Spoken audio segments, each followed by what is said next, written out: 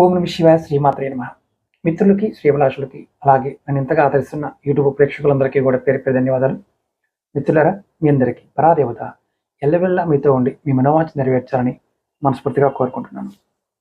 మనం ఈరోజు ఆదివారం నాడు పాటించవలసిన నియమాలు తెలుసుకుందాం. ఆదివారం నాడు తినకూడనివి ఏదన్నా ఉన్నాయంటే ఉప్పు వాడకాన్ని తగ్గించడం చాలా మంచిది.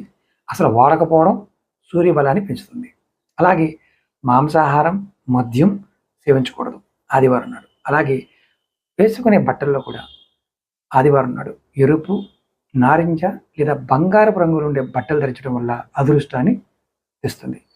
అలాగే ఇక్కడ మీరు గుర్తుంచుకోవాల్సింది ఏంటంటే, ఇది రెగ్యులర్గా పాటించితే ఎవరైనా సరే వారి జీవితంలో అద్భుతమైన మార్పును చూస్తారు.